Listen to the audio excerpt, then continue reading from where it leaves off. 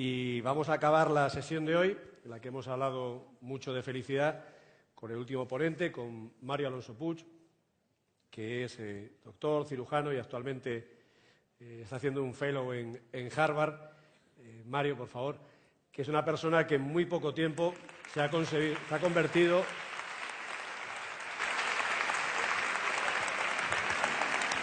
en una de las caras más reconocidas y uno de los pensamientos más conocidos dentro del área de la positividad, de las emociones, y capaz de hablar de emociones y de emocionarnos, que es de lo que se trata. Así que, Mario, la sala es tuya. Muchas gracias. Buenas tardes, buenas noches y muchísimas gracias, Carlos, muchísimas gracias al Instituto Coca-Cola Felicidad por invitarme y muchas gracias a vosotros por venir y por seguir estando. Es curioso, desde hace, por lo menos en Occidente, unos 2.800 años se sigue reflexionando sobre la felicidad. ¿Verdad que da la sensación de que es algo muy escurridizo? Es algo que todos, de alguna manera, buscamos, queremos experimentar, y parece algo bastante escurridizo. Cuando John Lennon tenía 5 años, su madre le dijo lo siguiente: John, la clave de la vida es ser feliz. Entonces John fue al colegio y la maestra un día les dijo a los niños: quiero que hagáis un trabajo sobre lo que queréis ser de mayores. Y John escribió ser feliz. Entonces la profesora, cuando leyó el ensayo, le dijo: John, no has entendido nada del trabajo. Y John le dijo: señorita, usted no ha entendido nada de la felicidad. Y no ha entendido nada de la vida. ¿Qué es la felicidad? Si yo pretendiera, a pesar de tener la mejor intención, deciros a vosotros lo que es la felicidad, qué equivocado estaría. Sin embargo, sí creo que juntos podemos hacer una reflexión, hacernos preguntas, mirar donde normalmente no miramos y a lo mejor descubrir aquello que está oculto precisamente porque nunca miramos allí.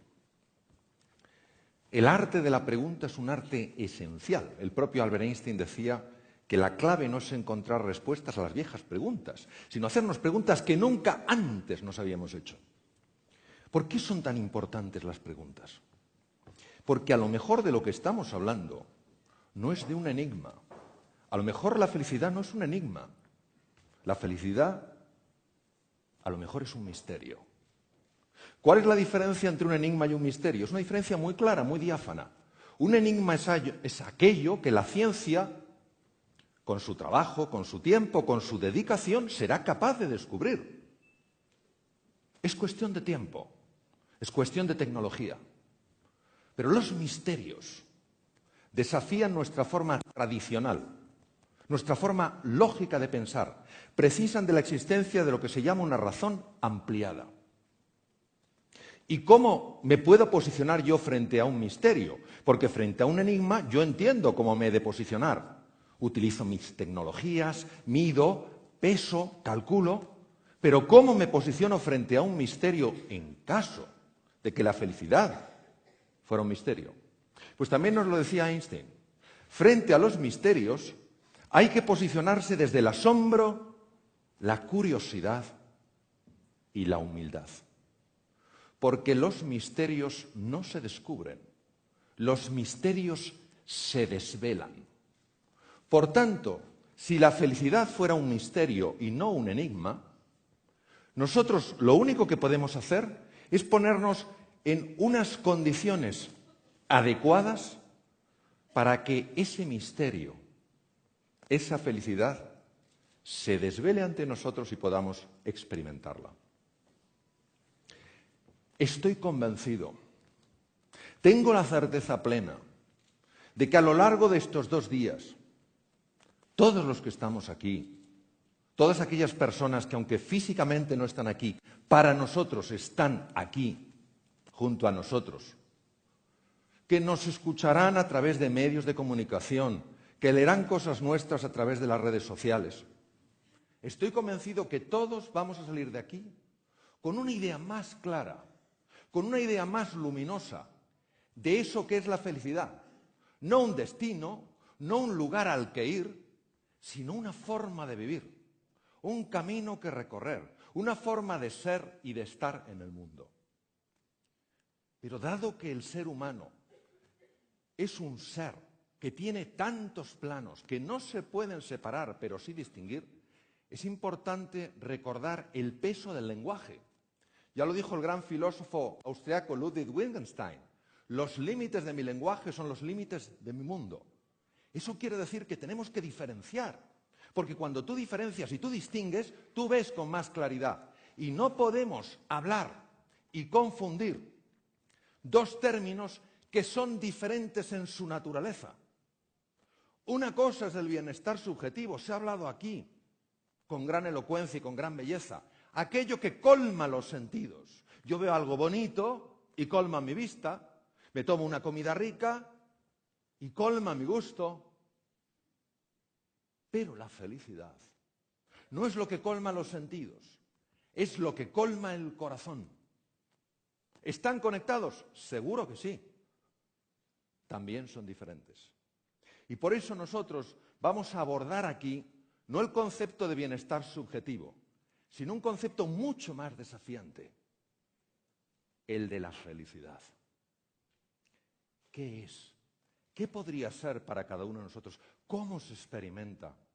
¿Cómo puede uno ponerse en una situación adecuada para que ese misterio, en caso de que lo fuera, se desvelara?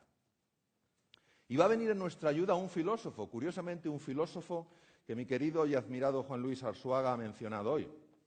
Un filósofo del siglo XVIII, el último ilustrado. Immanuel Kant. La obra por la que es especialmente conocido es Crítica de la razón pura. Y Kant hace 3 preguntas de excepcional hondura.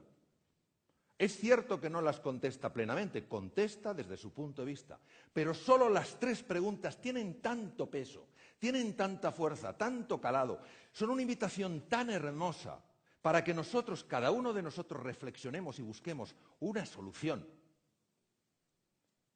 Primera pregunta: ¿qué es lo que puedo conocer? ¿Puedo conocer yo solo las realidades materiales? Aquellas que captan mis sentidos, la vista, el oído, el gusto, el tacto. ¿O soy capaz también de captar realidades suprasensibles? Aquello que no es de carácter material, sino espiritual. Eso es lo que significa la palabra espiritual, aquello que no es material. Por supuesto, no utilizando los sentidos, sino utilizando la razón ampliada, la capacidad del intelecto, para descubrir la verdad oculta en las cosas. Fijaros que Alcance pregunta: ¿qué es lo que yo puedo conocer? La segunda pregunta de Immanuel Kant es: ¿qué es lo que he de hacer? De aquí nace toda la ética. ¿Hay formas de hacer que nos generen una mayor experiencia de felicidad? ¿Hay formas de actuar que nos alejen de esa experiencia del ser feliz? Y la tercera pregunta es: ¿qué puedo esperar? ¿Es la muerte el final? ¿Es un velo a otra dimensión? De aquí nace la religión, cuya raíz es religare, unir lo que en un momento se separó. Pero fijaros, siendo potentes estas 3 preguntas, la clave es la cuarta. La cuarta no la encontramos en la Crítica de la razón pura, tampoco en la Crítica de la razón práctica, su tratado de ética con su imperativo categórico. Lo encontramos en un tratado de lógica y tiene todo el sentido del mundo. ¿Cuál es el ser que se hace esa pregunta? Porque no tenemos la sensación de que los animales, con toda la dignidad y toda la hermosura que tienen, se hagan esa pregunta. ¿Qué ser se hace esa pregunta? De aquí nace toda una antropología, una visión de la persona. Los seres humanos, los que estamos aquí, los que no están aquí y están con nosotros. ¿Qué somos nosotros? Porque si nos damos cuenta, el ser humano que desea conocer, ya no lo reflejaba Aristóteles en el siglo IV a.C., el ser humano que desea conocer Ha llegado a conocer lo más diminuto, las partículas más elementales, no ya los átomos, los electrones, los protones, los neutrones, sino hasta los quarks, los neutrinos. Ha llegado a conocer lo más grande, las galaxias, la expansión del universo. Sin embargo, pasa frente a él y no se asombra de la maravilla que es. Y el ser humano es como si se autoocultara, como si se escondiera de sí mismo, como si jugara al escondite y nos interpelara: descubre quién soy. Porque veréis, si solo hablamos de la felicidad cuando estamos calentitos, cuando comemos bien, cuando tenemos trabajo, cuando ganamos una cierta cantidad de dinero, cuando tenemos un cierto prestigio, no estamos hablando de felicidad. Hay que entender la felicidad cuando el bienestar subjetivo desaparece. Por supuesto que también la felicidad tiene una conexión con el bienestar subjetivo. No es un dilema, no es lo uno o lo otro, sino un contraste, lo uno y lo otro. Hay que entender la felicidad cuando aparecen los tres grandes oponentes del ser humano. El mal, tanto el mal físico como privación de un bien necesario.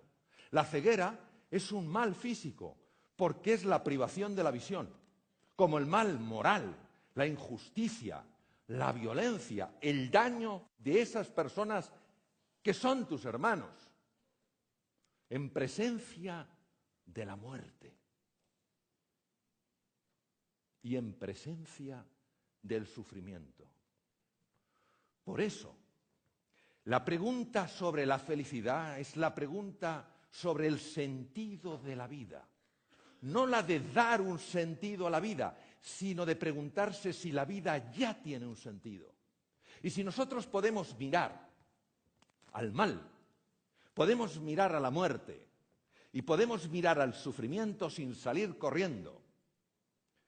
Y si hay en el mal, y si hay en la muerte, y si hay en el sufrimiento, más que amar en la vida que temer.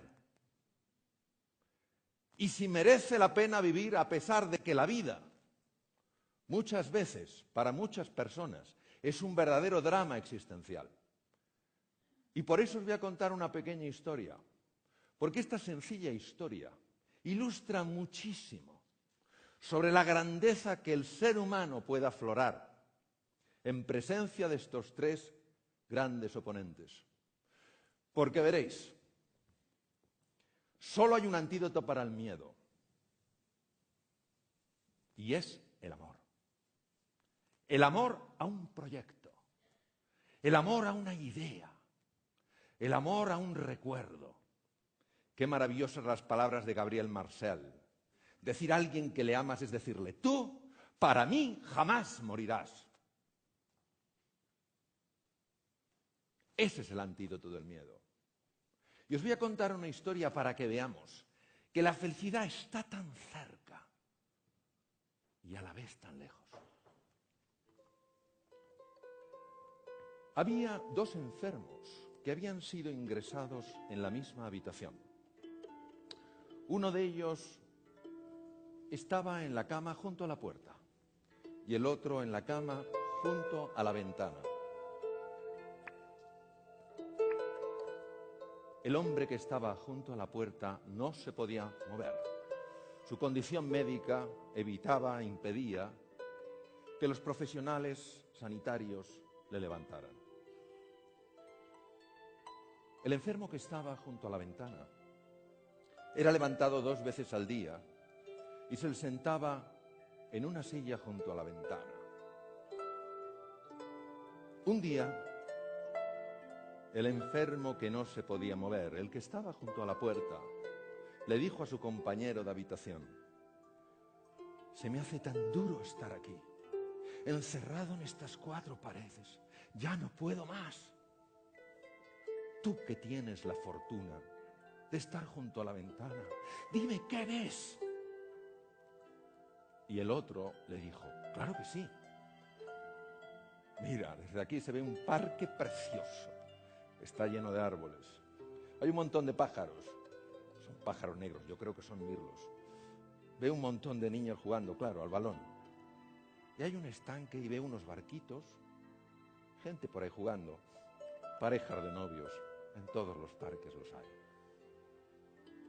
Ese relato hacía que el enfermo que estaba junto a la puerta tuviera esos instantes de paz, de serenidad, de esperanza y de ilusión. Pero un día, el enfermo que estaba junto a la ventana murió. Y con gran tristeza su compañero de habitación vio cómo se lo llevaban. Poco tiempo después ingresaron a otro enfermo. Ese enfermo se asomó a la ventana y el hombre que estaba junto a la puerta le dijo: amigo, apenas te conozco, pero ¿sabes qué?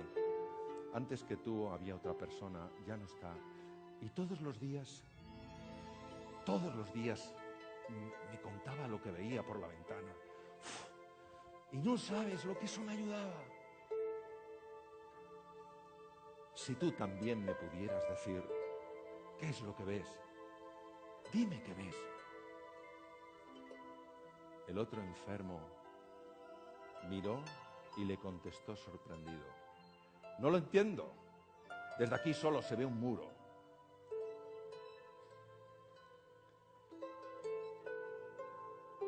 Quiero que seamos conscientes de lo que un ser humano sufriendo en un momento de enorme dificultad hizo por otro ser humano. Algo que parece pequeño e intrascendente, una minucia. Ni siquiera el otro enfermo fue capaz de entender su valor, pero no obstante tuvo un impacto tremendo en la vida de ese otro ser humano. ¿Qué enseñanza más profunda? A lo mejor el sentido de la vida tiene que ver con esto, con plantar estas semillas de esperanza, estas semillas de ilusión, de confianza o de consuelo. Yo sé, todos sabemos, que nuestra naturaleza biológica precisa de una emoción que es el miedo. Sin esta emoción que es el miedo no hubiéramos podido sobrevivir. Nos hace ser cautelosos, estar más alerta, pero tiene que estar en la dosis adecuada. Más allá ya no es miedo, es pánico. Y hay otra emoción que no está anclada solo a nuestra biología. Por supuesto que necesita de nuestra biología, por supuesto que necesita de nuestras neuronas, por supuesto que necesita de nuestros neurotransmisores. Pero está a otro nivel. Es el amor. El amor sencillamente como agradecimiento. Lo decías antes, Alejandra, agradecimiento por las cosas de cada día. Agradecimiento porque a lo mejor no vemos, pero seguimos teniendo imaginación. No pueden residir en el mismo corazón el miedo y el agradecimiento, el miedo y la gratitud, porque son incompatibles. Si por la mañana nos fijáramos en todas esas cosas que hay en nuestra vida y que podríamos agradecer en lugar de todo aquello que no nos gusta, experimentaríamos ausencia de miedo ante la vida.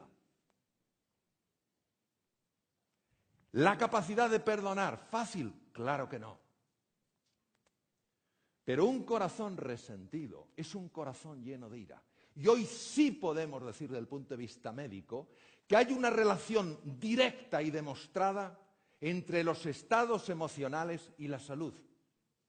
Son demasiados estudios para ignorarlos. Por supuesto que hay múltiples factores.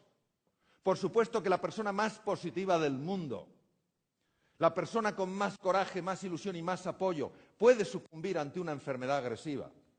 Por supuesto que una persona no hay que forzarla a ser como ella no elige ser. Ahora, sí es importante conocer lo que la ciencia nos dice en esto. Lo que la ciencia nos muestra de la relación entre los estados emocionales asociados a la alegría y al gozo y la salud. Por ejemplo, Sabemos que cuando estamos atrapados por la ira o el miedo, se elevan en el cerebro los niveles de dos neurotransmisores, el glutamato y el cortisol. Al subir ambos, empiezan a morir neuronas. Neuronas sobre todo situadas en los hipocampos. Los hipocampos son estructuras que controlan el centro del miedo en la amígdala, a través de un tracto llamado tracto amígdalo-hipocampal. Son centros capaces de reestructurar toda la memoria. Por eso el ser humano se puede reinventar constantemente. Sin embargo, cuando en nuestro interior existe alegría y existe gozo, no solo no se elevan los niveles de glutamato y cortisol, sino que se eleva un neurotransmisor radicalmente distinto, la dopamina. La dopamina, que está en el haz mesolímbico, uno de los circuitos más importantes de recompensa del cerebro, hace que sintamos gratitud, que sintamos plenitud, que sintamos alegría. Y además es una hormona clave en la confianza. Por eso el amor te ayuda a ser valiente. Vosotros y vosotras haríais por amor lo que no haríais nunca por dinero. Dentro de cada uno de vosotros y de cada vosotras hay un héroe, una heroína dormidos. Lo que pasa es que para que despierte hace falta el estímulo adecuado. Y ese estímulo solo es el amor. El amor a un sueño, a un ideal, a una persona. Además sabemos que esas personas que dedican parte del tiempo a reflexionar sobre el amor, a reflexionar sobre la compasión, y mañana tendremos la increíble fortuna de tener a Mathieu Ricard, una de los seres humanos que más ha contribuido a que estos estudios existan. Se ha visto que se activa especialmente la zona prefrontal izquierda, justo detrás de la frente y encima de la órbita izquierda. Esta zona de las emociones positivas activa el sistema parasimpático, cuyos efectos en la salud ya veremos después. Aquí tenemos, por ejemplo, una resonancia magnética, funcional magnética, y observaréis cómo, mientras meditas una meditación sobre la compasión, conectar con el sufrimiento de otro ser humano, lo que hacía el enfermo que estaba junto a la ventana, aumenta el riego prefrontal izquierdo. Evidencia clarísima, no solo de que el cerebro está metabolizando de una manera distinta, sino de que se está reinventando, se está transformando. Los estudios con electroencefalografía han demostrado que cuando una persona está embargada por la alegría, por el gozo, por la compasión, ese ritmo trepidante llamado el alto beta, es el ritmo del Homo faber, el ser humano que solo hace, que no para de hacer, en las prisas, ese ritmo se enlentece.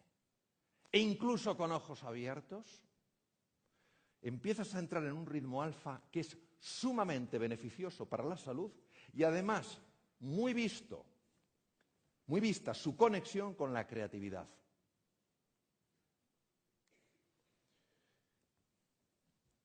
Hay dos sistemas que trabajan por debajo de la consciencia.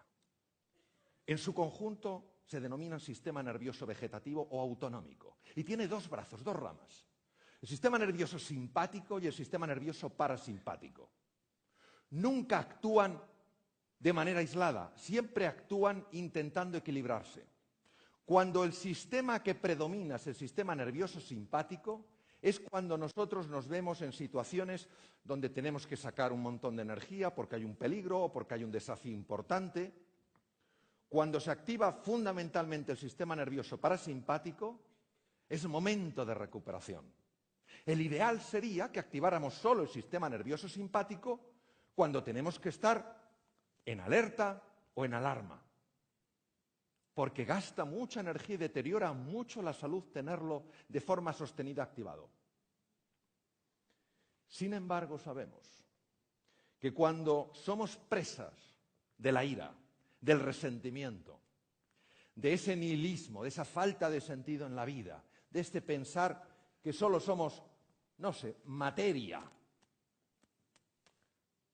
cuando eso genera desesperanza que no tiene por qué hacerlo, afecta al sistema cardiovascular. Las situaciones de desesperanza, de ira y de miedo sostenidos en el tiempo producen un aumento del trabajo cardíaco, pueden producir cambios en el ritmo cardíaco hipertensión arterial, aumento del colesterol y de los triglicéridos. Ver cómo sí que afectan las emociones al aparato circulatorio. También sabemos que la alegría, la compasión, la serenidad y el equilibrio protegen el sistema cardiovascular. Probablemente, entre otras razones, porque la aurícula, las dos aurículas del corazón, segregan un péptido, una sustancia llamada péptido natriurético auricular, que regula el tono cardíaco, nos protege frente a la hipertensión, reduce la grasa y además tiene un efecto cerebral muy asociado con estados de paz y de serenidad. Pero si eso fuera poco, hoy sabemos, porque se han encontrado las conexiones microscópicas, que ese sistema nervioso simpático y parasimpático llega hasta los ganglios linfáticos. Los ganglios linfáticos son centrales donde se producen linfocitos que actúan frente a bacterias, virus y tumores. La hiperactividad del sistema nervioso simpático asociado, repito, a estados de ira, de resentimiento, de miedo, dificulta la generación de nuevos linfocitos por el sistema linfático, mientras que la activación del sistema parasimpático favorece la producción de linfocitos. Además, actúa sobre el bazo. El bazo es un centro linfoide importantísimo. No es solo el lugar donde se destruyen los glóbulos rojos viejos, es un lugar básico para luchar contra bacterias, virus y tumores. También llega el sistema nervioso vegetativo ahí. Qué importante es que esa central de máxima importancia produzca células de defensa. Y también hay conexiones a la médula ósea, donde no solo se producen glóbulos rojos y glóbulos blancos, los leucocitos, los polimorfonucleares, sino también las plaquetas. Claro que la faceta emocional y la faceta biológica de un ser humano están conectadas, porque son planos que se pueden distinguir, pero no se pueden separar, somos una unidad. Esta es una fotografía preciosa de una médula ósea, donde veis los elementos formes, de los que luego saldrán nuestros glóbulos rojos, nuestros glóbulos blancos y nuestras plaquetas. En el mismo corazón, repito, qué bien lo dijo Eduard esta tarde al comienzo, el miedo cuando anida en nosotros, en el mismo corazón no puede anidar el miedo y la gratitud.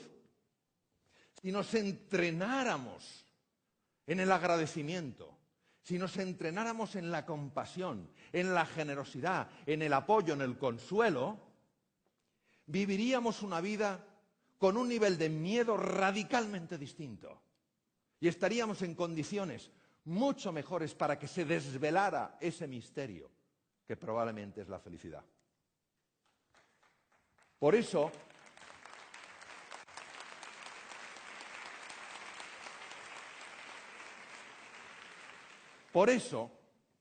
al final, Jean-Paul Sartre, existencialista francés, premio Nobel, ya hemos escuchado un comentario dentro de muchos comentarios que él hizo y que no le merecieron gran afecto, no porque potenciara la individualidad, sino el individualismo.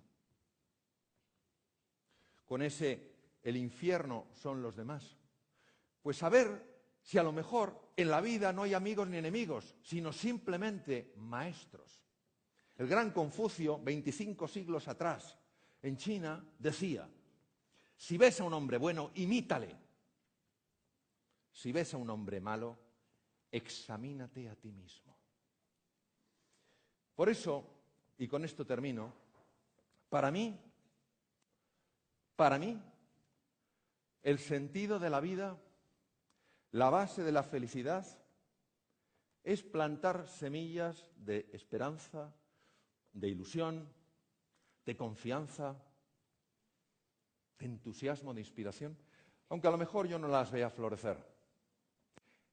Y aceptando que en esas semillas existirá la imperfección de eso que tengo de barro, pero también existirá la perfección y la belleza de eso que tengo de Dios. Gracias.